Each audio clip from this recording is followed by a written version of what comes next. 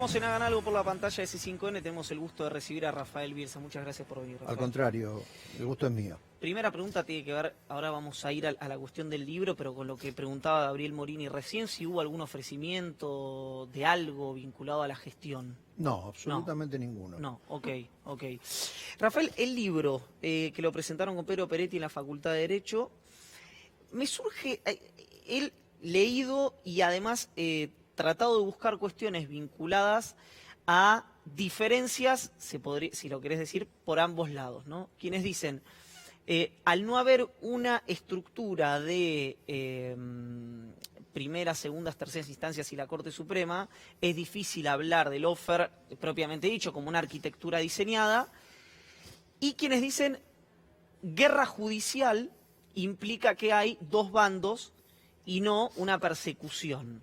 Me gustaría, por supuesto, que lo cuentes. Mirá, yo te voy a hacer dos señalamientos que me parecen importantes respecto a tu pregunta. Primer señalamiento, que lo que se persigue en el marco del lawfare es el descrédito, no tanto la condena con sentencia firme, sino desacreditar, injuriar, infamar, difamar a un militante que molesta, después de haber querido seducirlo, después de haber querido comprarlo, después de haber querido asustarlo. Entonces el descrédito, porque eso naturalmente decepciona a la gente con la que ese militante trabaja. Entonces, no es tan importante tener una sentencia firme en contra como sería firmar el Tratado de Paz de Letrán. No es guerra en ese sentido. La búsqueda es de desacreditar, porque, mirá, no es difícil de entender. Cuando una imputación se confunde con un llamado a indagatoria, cuando un llamado a indagatoria se confunde con una sentencia, cuando una sentencia de primera instancia se confunde con una sentencia que pasada en autoridad de cosa juzgada, está claro cuál es el objetivo. Vos no podés decir, como escuché hace poco un colega tuyo, Cristina tiene varios pedidos de captura, porque no es cierto, es una mentira, ¿entendés? Entonces vos me podés decir, bueno, pero a lo mejor fue ignorancia el periodista, que no hable del tema. Si yo no hablo de los temas que no conozco. Déjame ver si entiendo, vos decís que se ha dicho mucho, no es una revelación lo que voy a decir, pero que la condena es el proceso en Argentina. Por supuesto, no solo en la Argentina. No solo en la Argentina, porque, mirá, Graciana Peñafort, que nos acompañó en la presentación del libro, hizo un razonamiento que me pareció muy inteligente. A mayor fortaleza de las instituciones, sean estas judiciales o periodísticas, menor posibilidad de lawfare. A mayor debilidad de las instituciones, mayor posibilidad de lawfare. ¿Por qué? Porque, como dice el tango, cuando hay debilidad de las instituciones, cualquier cacatúa sueña con la pinta de Carlos Gardel. Entonces, ¿qué te quiero decir? Mirá, si hay un descrédito de la justicia, entonces a todos le creen y no le creen a ninguno. Si hay un descrédito de los medios de opinión, a todos le creen y no le creen a ninguno. El tema es que en cualquier lugar del mundo hay una prensa amarilla y hay una prensa seria. Lo que cambia el porcentaje. Vos tenés un porcentaje de programas de divertimento, de vedettes en Italia. Ahora, es el 2%, el 3%. No tenés una ristra de programas que se dedican a ese programa. Y en la justicia es lo mismo. Siempre hay conductas desviadas, por eso el Consejo de la Magistratura, por insistir con Italia, tiene una comisión disciplinaria que marca la deontología, el modo de conducta a los jueces y lo controla. Eso es razonable. Eso no impide que uno se te desvíe. Lo que te impide es el efecto estampida, el efecto manada. Efecto que a mí me da mucha tristeza. Yo lo escuchaba a tu colega recién. Me da mucha tristeza porque vos pensás que la justicia es el último resorte que se puede tocar para dirimir un conflicto, porque la justicia nació para que no lo dirimiéramos mano a mano. O sea, la justicia es una empresa civilizatoria. Entonces nosotros manejemos la justicia y lo mismo la prensa, ¿no es cierto? Me acuerdo Jefferson decía, entre una república sin libertad de prensa y libertad de prensa sin república, me quedo con lo segundo. Es muy importante la libertad de prensa, tan importante que uno no se la puede ceder a los mentirosos. Que ahí fue donde vos planteaste en su momento que lo que tanto te molestó de la tergiversación de No los... fue una tergiversación, fue una desvirtuación. Porque yo siempre detesto la frase "me sacaron de contexto". Porque bueno, si te sacan de contexto, mala suerte, hablaste, te sacaron de contexto. Distinto es cuando vos decís una cosa, la decís con total claridad, y entonces la versión de lo que dijiste es la opuesta de lo que dijiste. Entonces, ¿cómo no me va a molestar? Por supuesto que me molesta. Recordemos que el título que se conoció fue... El periodismo va a desaparecer. El que miente, el periodismo que miente No, va a no, desaparecer. no, el título no era el que miente. Yo lo que dije fue: aquellos periodistas que dicen que la frase de Moyano sobre que algunos periodistas van a pagar y confunden eso con una medida de gobierno vinculada con el Ministerio de la Venganza, con la CONADEP del periodismo, mienten. Y el periodismo que miente va a desaparecer. Eso fue presentado como Bielsa dice que el periodismo va a desaparecer al estilo de los desaparecidos de la década del 70. Pero yo soy un desaparecido de la década del 70. No me vengan a enseñar a mí cómo tengo que usar las palabras. Yo las usé en el sentido de Charly García. Los dinosaurios van a desaparecer. Eso va a desaparecer. Si no, el periodismo es verdad. Lo que no es verdad es operación. A mí me sorprende tener que decir cosas... Es una idealización en virtud de la práctica que vemos en general. Mira, te repito, yo hay periodistas a los que respeto, en los que creo, aunque no los conozca. Yo te digo, a un periodista que no piensa como yo, que es Alconada Amón, respeto mucho su rigor. Un periodista cuya deriva ideológica no comparto, como es Fernández Díaz, me gusta cómo razona, me gusta cómo escribe, me gusta leerlo. Un periodista como Escribano, te puedo decir lo mismo. No es un tema de afinidad en el pensamiento, es un tema de rigor periodístico. Sí, estoy hablando de la práctica, no de la cuestión ideológica. Y bueno, entonces, a ver, digamos, porque la práctica corra la suerte del declive de la Argentina general, del declive histórico de los últimos años de la Argentina, no la vamos a aplaudir. No, en todo caso, digamos lo que nos parece. Rafael, te quiero llevar a una cuestión que no sé cuándo fue el pecado original, pero el kirchnerismo, ninguno de los kirchnerismos, digamos, si es que se pudieran dividir, por supuesto mucho antes el menemismo tampoco, y tampoco el gobierno de Macri, ha podido no solo resolver, sino tampoco generar instrumentos, o tal vez me equivoco, pero es lo que te quiero preguntar, para evitar esta contaminación, esta toxicidad que emana desde la justicia federal, o desde algunas instancias de la justicia federal. ¿Cuándo fue que se jodió la justicia en Argentina? Mira, si uno Federal, toma, como Vargas Llosa en Conversación en la Capital, en la Catedral, si uno toma el problema como un sistema, lo entiende fácil.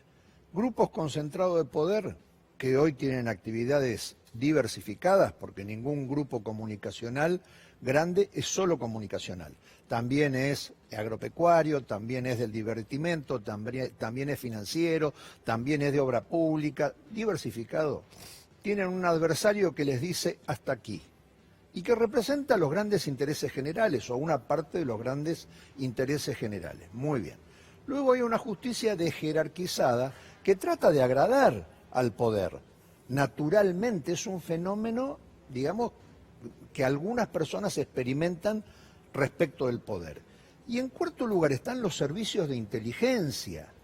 Enormes los servicios de inteligencia autorregulados, enormes proveedores de los jueces y de los medios de información perversa, de información equivocada, de operaciones. Entonces, ¿cómo se resuelve eso? Mira, si no desmontás el mecanismo, lo podés desmontar como en Estados Unidos, por ejemplo, con leyes antimonopólicas, lo podés desmontar, vuelvo a darte el ejemplo de Estados Unidos, con jueces de la Corte que tienen un prestigio tan grande que vos no vas a leer en un periódico, ni siquiera amarillo, que alguien haga alusión a la declaración jurada de un magistrado de la Corte Suprema, una corte que falla 40 casos, creo que el último año judicial falló 60, el Estado nunca es parte, nunca llega a la Corte litigando. Bueno, si vos vas ¿y eso ¿cómo lo resolvés?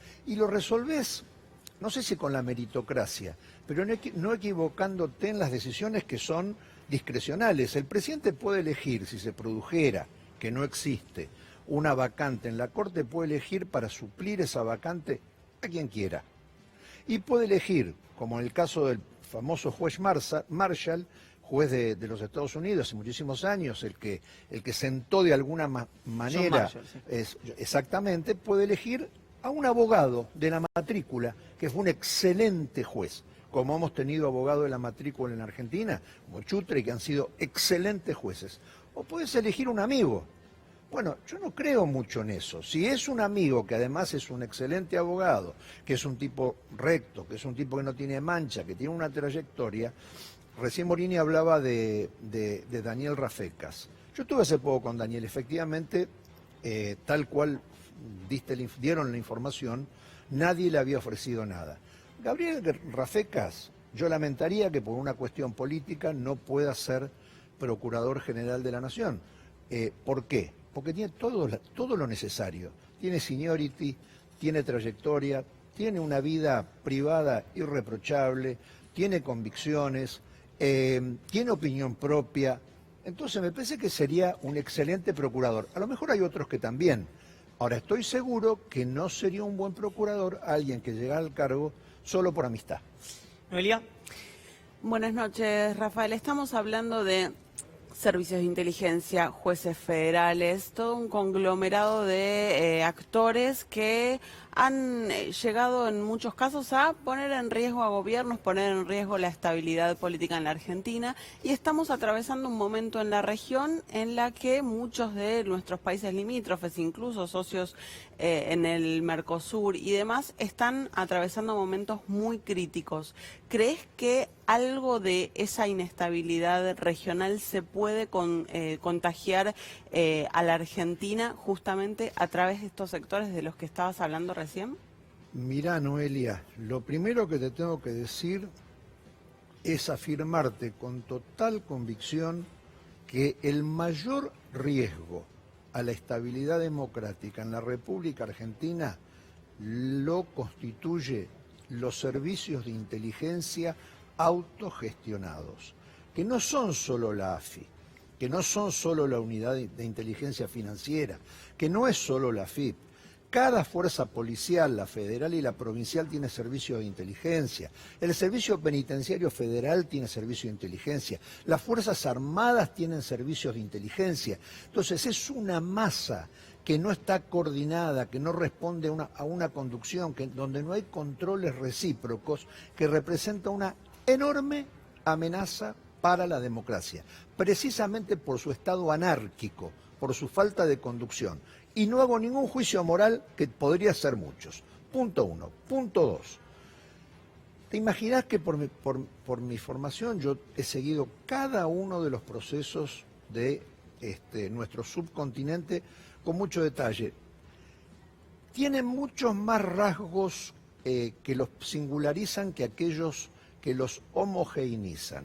Yo creo que el elemento que homogeneiza es una fase del capitalismo global, fuertemente financiarizado, con monopolio de tecnología, que llega a un punto de crisis. Hoy la Unión Europea no tiene dinero para el Banco Central Europeo, Mario Draghi, quien salvó el euro, no tiene dinero para intervenir en políticas monetarias, porque con tasas iguales a cero, obteniendo que pagar utilidades para poder prestar, naturalmente ese sistema se quiebra. Entonces, yo creo que estamos asistiendo a diversos episodios que tienen que ver con ese paraguas global. Y si te equivocás en el diagnóstico, te vas a equivocar en los protocolos de actuación.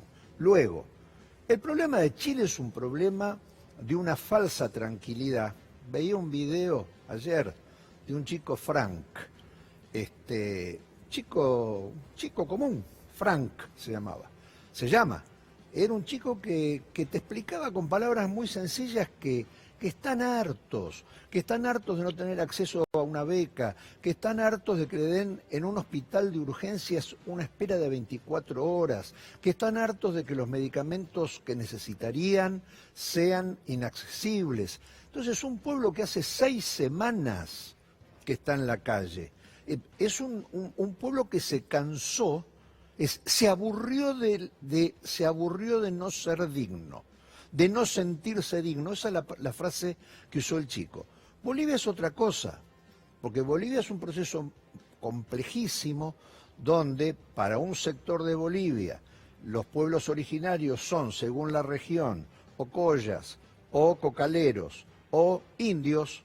Ese problema, digamos, si vos querés, étnico, tiene un fuerte componente de nuevas formas de la práctica religiosa, que son los componentes evangelistas. Esos componentes tienen fuerte ligazón con un sentido de propiedad de los recursos. Un colaborador y íntimo amigo mío siempre cuenta que cuando fue a Bolivia, una persona de la Media Luna, con nombre y apellido, que no tengo por qué repetir, se paró y le dijo, mire, le vamos a aceptar cualquier cosa, menos que nos gobierne un indio. Entonces, hay singularidades en ese proceso que hay que leerlas, hay que estudiarlas. No, los diarios, no es malo el periodismo de Bolivia, teme al poder, naturalmente, pero se deja leer bien entre líneas. Entonces hay que estudiarlo bien. Y no nos olvidemos de dos cosas más. Perú no tiene Congreso. Perú tiene disuelto el Congreso.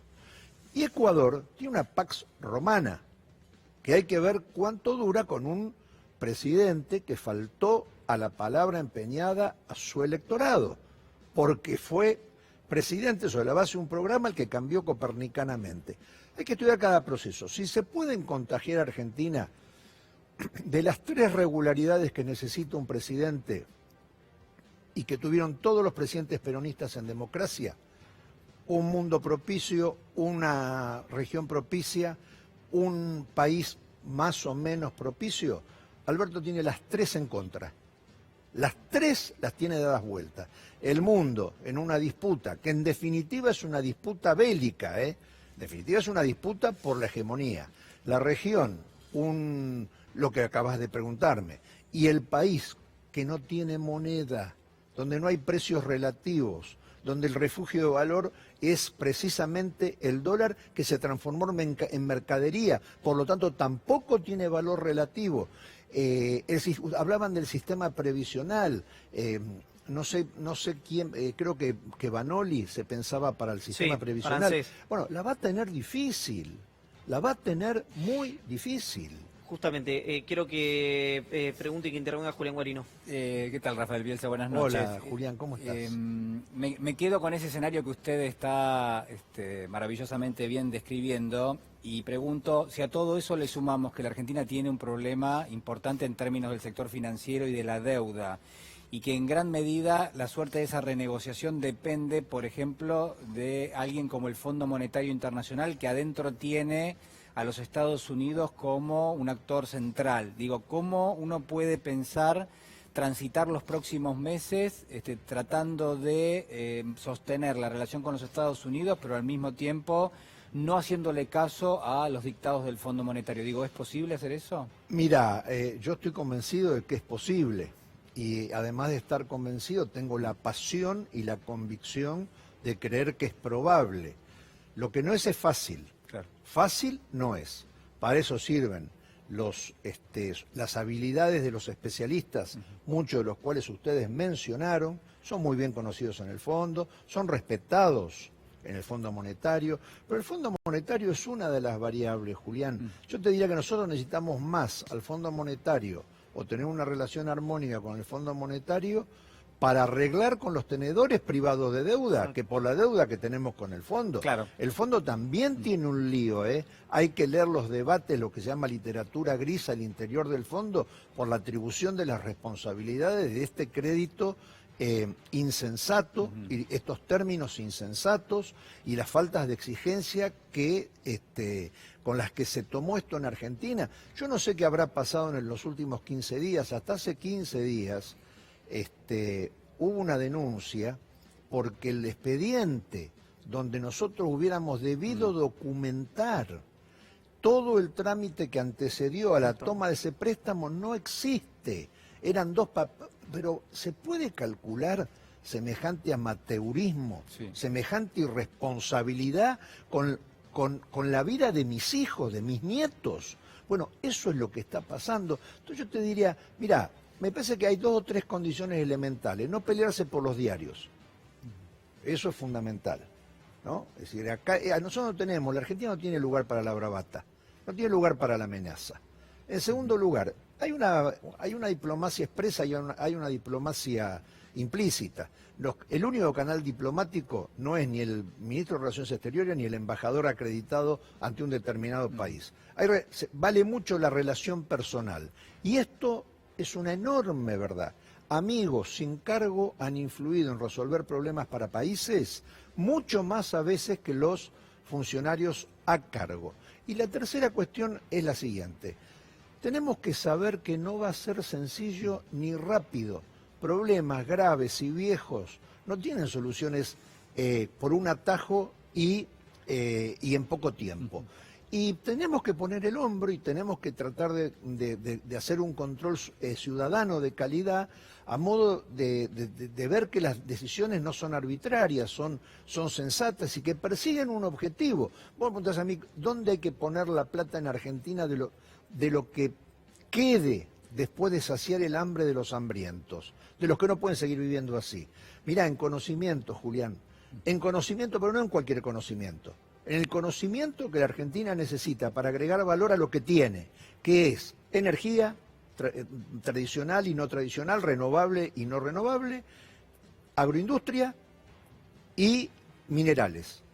Para eso necesitas 6 años y te lo tenés que grabar en la cabeza. Entonces, como cuando yo era chico, o mucho antes, con mi hijo el doctor, tiene que volver a ser una frase emblemática, una frase aglutinante, que nos interese tener un hijo matemático, como lo es en Vietnam, que tiene la tercera parte de nuestro PBI. Entonces me parece que esas son las cosas que con mucha humildad hay que explicar a la población. Gabriel. Rafael, buenas noches. En principio, volver al tema inicial. De alguna manera, el diagnóstico que usted trazó con el tema Lofer, digamos, lo que estamos viendo en realidad, esta suerte de marcha atrás de algunos jueces federales en torno a lo que eran las prisiones preventivas, algo que percibimos que es el armado de algunas causas, o el montaje de algunas causas al calor de conveniencias políticas. ¿Cuál va a ser el síntoma que de alguna manera puede ejemplificar que la situación está cambiando? No sé, se van los jueces, cambia el Consejo de la Magistratura. ¿Qué elemento puede dar un síntoma de que se está mejorando o al revés, que se está empeorando? Mira, Gabriel, yo digo como el juramento hipocrático, lo primero no hacer daño. Entonces vos no podés resolver un problema haciendo lo mismo que generó el problema. ¿Eso a dónde te lleva? A que sean transparentes y públicas las designaciones de los jueces, que no haya discrecionalidad, que no pase que en la fórmula polinómica para valorar el resultado de un examen le otorguen un porcentaje exagerado a la entrevista personal, que es totalmente discrecional. Allí empieza la cuestión. Porque tengo una pregunta, Gabriel. ¿Vos lo respetás a los jueces que pegaron la chilena? Y no, pero no han sido los ¿Y vos mismos. te crees que sos distinto que la ciudadanía? La ciudadanía tampoco los respeta. Aunque no sepa que pegaron la chilena, con nombre y apellido, número de causa, en qué tema, no los respetan. Hay que ver las encuestas, no hay credibilidad. ¿Cómo se reconstruye? De la misma manera que hablábamos antes para las negociaciones con el mundo internacional. Bueno, no diciendo nada más de lo que estamos dispuestos a hacer, con mucha humildad, que se nos vea el sacrificio, que se nos vea, que se nos note el sacrificio. Lo hicieron los uruguayos. Los uruguayos, un país donde afortunadamente para Uruguay, y es algo que yo tengo un enorme respeto en ese sentido por Uruguay, la austeridad es un valor. Y lo que es un disvalor es la ostentación. Entonces se tuvieron que ajustar el cinturón, se lo ajustaron. Era la época de Valle. Y salieron adelante. Entonces, a mí me parece, no descubramos nada nuevo. Ocupémonos por los que no se pueden apretar el cinturón, porque no tienen barriga o no tienen cinturón. Por eso ocupémonos colectivamente. Y en el resto, ajustémonos el cinturón. Hagamos las cosas que hace cualquier persona que quiera ahorrar para tener en el tiempo una vivienda propia, las cosas naturales, normales, y no estemos todo el tiempo ansiosos preguntando ¿y para cuándo, y para cuándo, y para cuándo, y para cuándo? Por más que sea una necesidad periodística preguntarlo. No es una necesidad dirigencial, al contrario, es una irresponsabilidad dirigencial. Rafael, muchísimas gracias. No, por muchas haber gracias venido, a ustedes. como siempre, y por esto último que acabas de decir, yo supongo que vamos a seguir hablando porque entiendo que hay una demanda periodística y social, que nunca sé cuál va delante de cuál, que no va a poder satisfacer el gobierno por las dificultades que vos mencionabas. Estoy totalmente anteriormente. convencido de eso, entonces lo que hay que hacer es decir la verdad. Así que vamos hay que a seguir decir la verdad. seguramente conversando esto de nuevo, muy gentil. A la Gracias orden, por no, todo. muchas gracias. Compartimos con ustedes el informe de la región y el mundo, así lo le hagan algo.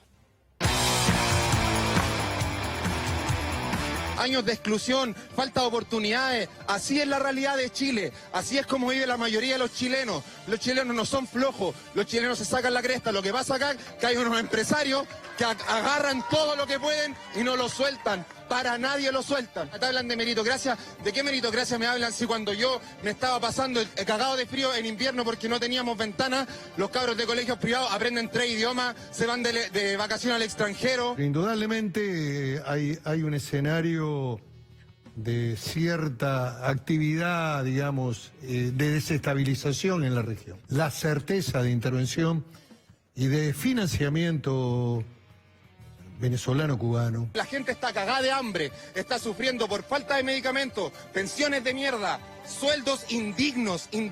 ¿De qué estamos hablando? La gente aquí no está reclamando por las guatas llenas, la gente aquí no está reclamando por lo que le corresponde, dignidad. Yo creo que Chile, Piñera, está actuando verdaderamente bien.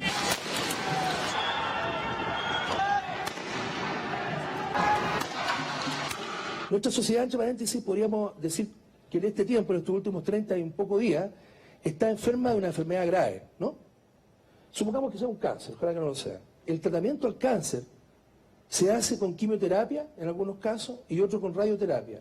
Y cuando se busca solucionar ese problema, en el ejercicio del uso de esas herramientas médicas, se matan células buenas y células malas, porque es el riesgo que se somete cuando se usan herramientas como las armas de fuego, se matan células buenas y células malas.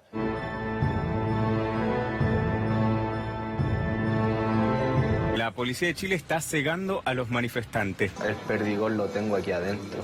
¿Está adentro del horno, ahorita? ¿Cuántos ya tenés? Entonces, los pacos culiados le tiraron un perdigón a la niña. Se matan células buenas y células malas. En Colombia, en varios puntos de Bogotá, los ciudadanos participan de un cacerolazo. De esta manera, la gente expresa su rechazo a las políticas económicas y sociales del gobierno. Hoy hablaron los colombianos. Los estamos escuchando.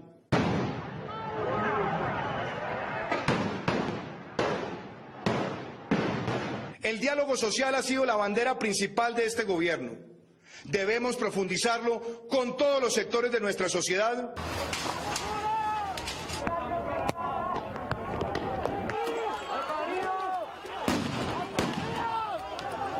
Bolivia con golpe de Estado. Bolivia con 32 muertos oficiales. Cifra extraoficial, más de 110 víctimas.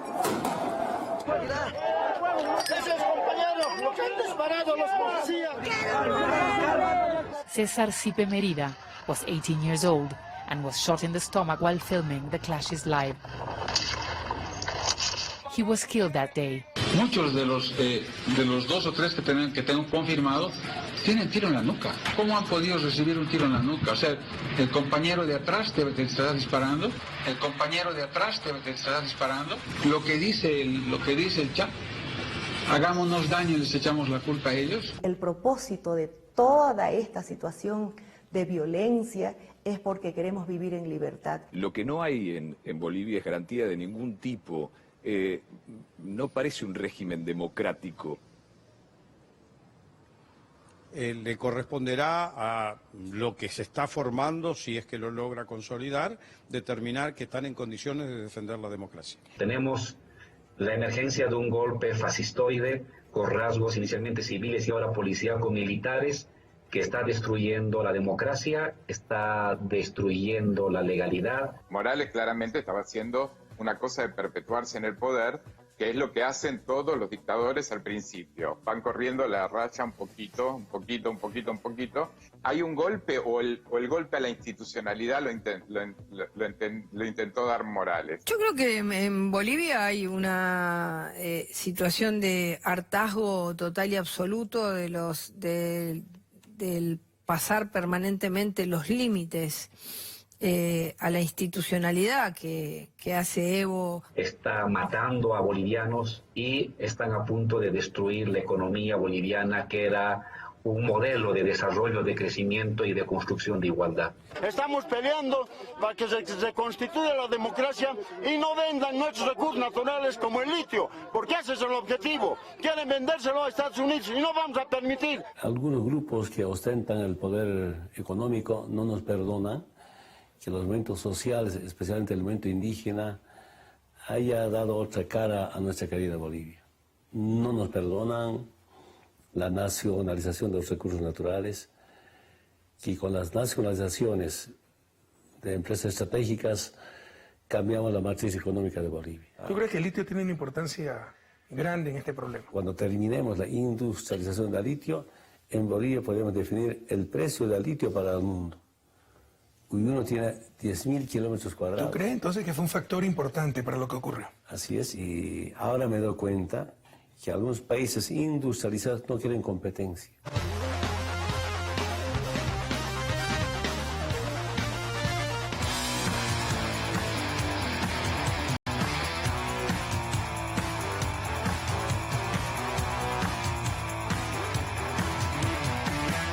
Estamos viendo los datos el minuto a minuto de lo que está pasando en la República Oriental del Uruguay, donde, como bien rezaba el graf que veíamos recién, no habría un ganador el día de hoy, ¿verdad? Aparentemente la diferencia es muy exigua, solamente 32.000 votos de diferencia, pero hay más votos observados que esa diferencia. Hay 33.800 votos observados a esta hora. ¿A qué le llamamos votos observados? Bueno, son los votos que tendrá que revisar el Tribunal Electoral de Uruguay, justamente para ver para cuál de los dos partidos van, o si son en blanco, o si son votos que hay que impugnar. Pero esa diferencia tan pequeña de 32.000 votos, que se traducen en 2 puntos porcentuales, sumada a la cantidad de votos observados, da como resultado que no vamos a saber hoy quién es el próximo presidente. O sea, va derecho al definitivo. Al definitivo. Sí, va derecho al definitivo. Qué interesante, ¿no?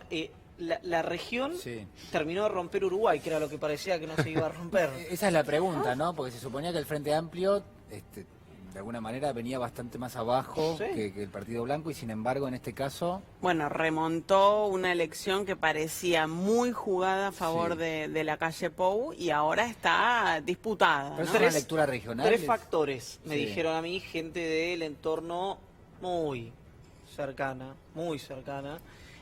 a Mujica, a Pepe Mujica, que es una, la propia presencia de Pepe Mujica en la campaña; 2, las declaraciones de Manini de poner al ejército a resolver el tema de la seguridad, que eso en el oído de Uruguay evidentemente no ha caído bien. Y el último punto, los votos desde la República Argentina, uruguayos viviendo en Argentina que han ido para allá. Se hizo una campaña muy intensa sobre eso, es una campaña muy...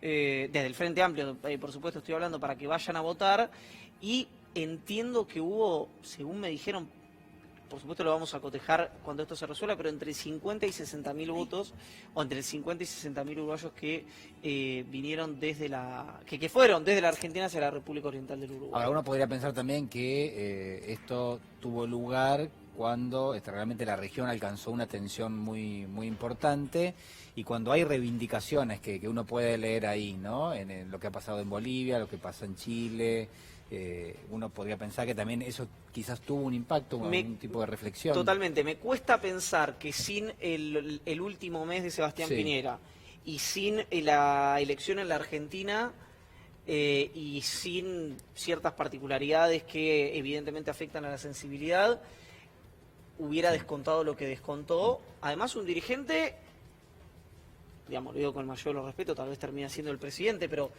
que no tenía a lo mejor El el carisma de- ímpetu, sí. el carisma Sí. que tuvieron sus antecesores. Coincido. Estoy hablando de Daniel Martínez, ¿no? Sí, claro. Concretamente. Bueno, mucho mérito de Pepe Mujica, ¿no? Claro, La remontada. evidentemente. Bueno, pero igual nos vamos a enterar, no sé cuánto dura el definitivo, después tenemos Es interesantísimo que haya una institucionalidad que soporte, digamos, que irse a dormir sin resultado y que no pase nada. Sí, sí. Digamos, eso es para rescatar, es casi escandinavo. Sí, acá figurate... No, hay sociedades que lo toleran muy bien esto, es decir, votan y a la semana se enteran, viene un señor y se conferencia de prensa, bueno, ganó este señor. Figúrate ganó este algo, señor. Morini, te pido un favor. Sí, 27 de octubre. sí. Smartmatic. Sí. Venimos nosotros rompiendo todo. Todo, venimos. Bien. 27 de octubre, 10 de la noche, sale Adrián Pérez con Rogelio Frigerio Dice al final no. y dicen, miren, es tan finita la diferencia que nos vamos a entrar en 15 días si hay balotaje o no hay balotaje. Acto seguido, Arde todo. ¿no? Es Nerón, Sí. ¿no? Te prende fuego Roma. Sí, sí, sí. Y todo el mundo, fraude, fraude, fraude, Fraude, grito, todo. corriendo Lado, por la otro, calle, todo todo. corriendo por la calle. No, está bien, están acostumbrados a otra cosa, evidentemente, y lo pueden tolerar sin ansiedad, sin esa ansiedad. La verdad es que si nos remontamos al sistema, ¿cuál es el mejor sistema de votación? El sistema en el que la gente cree. Totalmente. Y en la otra parte del mejor sistema de votación es el que asegura que el que ganó, ganó y el que perdió, Exacto. perdió. Completamente. Son los únicos dos requisitos. En ningún momento está dado que vos te tenés que enterar minuto a minuto cómo terminó una votación. Ahora, somos argentinos. Hablando de elecciones, ¿cómo me cuesta esto? Bueno. ¿Qué pasó? Tenemos que hablar de las elecciones en Boca Juniors. Sí, Boca Juniors. ¿Está bien? Sí, claro. Perdón que no lo venda con mucha algarabía, pero... Pero es casi como la elección de un pero país. bueno, es eso casi te da- catarsis. Vamos, Noelia Barral Grijera, Por a hablar de supuesto, las vamos. elecciones en Boca Juniors. Yo no ¿Dónde? sé. ¿Qué? Yo no sé qué. No sé por qué te da cosa, porque la Ya verdad... está. Sí, la verdad que nos ha ido bastante bien en relación a los primos, ¿no? Bueno, Eso es lo que querés decir. bueno. Acá vemos a Juan Román Riquelme sosteniendo junto al presidente de la República la dice. Tengo un dato que te Sí. voy a dar. Dale. No sé si se puede contar esto que voy a decir. Supongo que sí. Mauricio Macri le mandó hace una semana un mensaje de voz de 1 minuto y medio a Juan Román Riquelme. Sí. Ni lo abrió. Mira, le ha mandado otros también. ¿Le ha mandado otros? Con algunas advertencias que ahora te voy a contar. ¿Antes o después que esto que te estoy diciendo yo? Antes. Antes sí, Sí. correcto, sabía. Sí. Vamos Vamos a arrancar por el Sí. comienzo. Sí, seamos Vamos- profesionales, Por favor, ordenados. Bien, Pasiones, todo tuyo. pasiones afuera. Sí, pasiones afuera. Vamos a arrancar por el comienzo. Vamos a ver cómo hace 4 días, el miércoles, Juan Román Riquelme de alguna manera daba vuelta el escenario electoral en Boca Juniors. La última elección del año, la última elección que preocupa este año al presidente, que ha tenido un 2019 electoral muy malo y estaba, bueno, con la esperanza de asegurar el núcleo, el origen, el lugar donde nació el macrismo, y esto decía Juan Román Riquelme para dar vuelta a ese escenario. Que yo voy a formar parte de la lista que está Meal con Pergolini. Yo estoy agradecido al oficialismo porque intentó convencerme, pero bueno, he tomado esta decisión y quiero que el hincha Boca lo sepa por mí, no que salga en la tele o en los diarios. Voy a ir de vicepresidente segundo, en el cual tanto Ameal como Mario y la gente que está ahí se van a comprometer a acompañarme y ayudarme a conocer las cosas del club. Si soy una persona que piensa mucho, que claramente yo sé que hoy no estoy preparado para ser presidente de mi club. Este resultado fue muy buscado por un sector del peronismo, por dirigentes muy importantes del Frente de Todos, que desde hace más de 5 meses venían trabajando. No fueron los únicos que operaron en el escenario político en Boca, no fueron los únicos que estuvieron detrás de Juan Román Riquelme, pero sí son los que nos ocupan porque son dirigentes de relevancia nacional y estuvieron abocados a justamente intentar generar esta unidad que se termina plasmando en la lista de Ameal, Pergolini y ahora Riquelme, y que de alguna forma replica un poco lo que fue la unidad peronista a nivel nacional, porque es la unidad de casi toda la oposición, ¿no? Quedan ahí algunos sectores afuera y una unidad opositora con un vice, en este caso un vice segundo como Juan Román Riquelme, que atrae muchos votos, como a nivel nacional ocurrió con la candidatura a la vicepresidencia de Cristina Fernández de Kirchner. ¿De quiénes hablo? Bueno, hablo de Sergio Massa y hablo de Juan Cabandier, dos dirigentes de relevancia en el armado peronista que estuvieron estos meses ocupándose justamente de intentar esto que se termina plasmando, que es no solo la unidad opositora o la unidad de gran parte de la oposición en Boca, sino también la candidatura de Juan Román Riquelme. Lo hemos contado aquí, lo hemos charlado, los mensajes que cruzó Sergio Massa con el propio Riquelme un día después de las PASO nacionales, esas PASO en las que Alberto Fernández saca la diferencia de 15 puntos, dando el batacazo a nivel nacional, y Sergio Massa, un poco en chiste, pero también bastante en serio, lo whatsappea a Riquelme y le dice: mañana mando a pintar todas las paredes de la Boca con la leyenda Riquelme 2019. El futbolista le contesta un jajaja, bastante concesivo. Bueno, ya estaban en marcha las conversaciones, y las conversaciones también de Juan Cabandier, principalmente con Jorge Amorameal, para destrabar algunas rispideces que había a la hora de hablar de la posibilidad de que justamente la oposición se una. Jorge Amorameal, una persona que negocia con mucha dureza, con mucha rigurosidad. Fueron muchas conversaciones las que hubo ahí entre esos dos dirigentes, pero que finalmente llegaron a buen puerto. Hablaron también de Roberto Digón como Sí. parte de esta articulación general. También, efectivamente. ¿También? También. Ok. Bueno, está Daniel Iboscus también. Hay muchos nombres vinculados al armado opositor que se termina plasmando y que, por supuesto, alteró muchísimo, pero muchísimo, los nervios en la conducción de Boca Juniors, en el entorno de Daniel Angelici y de Cristian Gribaudo, que es el candidato del oficialismo para las elecciones allí en Boca. Y esto decía Daniel Angelici a propósito de la novedad anunciada por Riquelme. No me corresponde a mí interpretar a lo que dice José Veraldi, uno de los candidatos, aunque tanto yo como todos los que están acá saben de qué se trata. Ustedes todos estos años se enteraron, no pudimos hacer un solo mercado de pase sin que ustedes se enteren qué jugador íbamos a buscar. Así que no voy a contestar lo que ustedes ya saben, lo que a lo mejor ni yo ni ustedes se animan a decirlo, pero sobre todo pensando en el hincha de Boca. Por eso yo no lo digo. Tal vez cuando terminen las elecciones no tendría ningún problema. Vamos a dejarle que el hincha de Boca siga teniendo un ídolo. Fuerte la sugerencia. Durísimo. Durísima. Durísimo. Está sugiriendo, bueno, creo yo que está sugiriendo que había un interés económico detrás del cierre de Juan Román Riquelme. Efectivamente, ¿No? salió... ¿O no? ¿Hay otra cosa que yo No, está sugiriendo, eso claramente. Bien, perfecto. Claramente, de hecho, la primera reacción del macrismo en Boca fue salir a cuestionar a Juan Román Riquelme directamente, algo que me parece que estratégicamente no es lo más recomendable. Le sale a responder a Daniel Angelici, el candidato a vice de Jorge Amorameal, Mario Pergolini.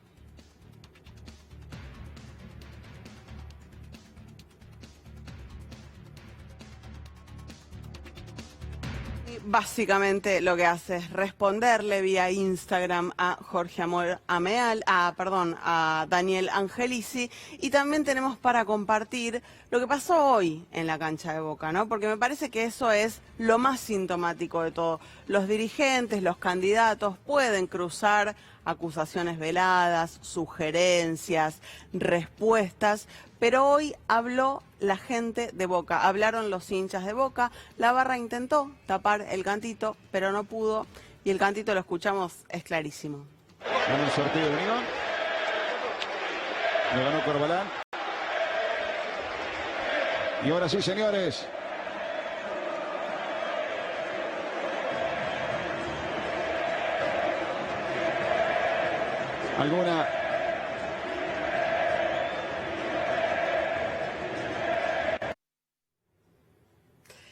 necesita subtítulos, ¿no?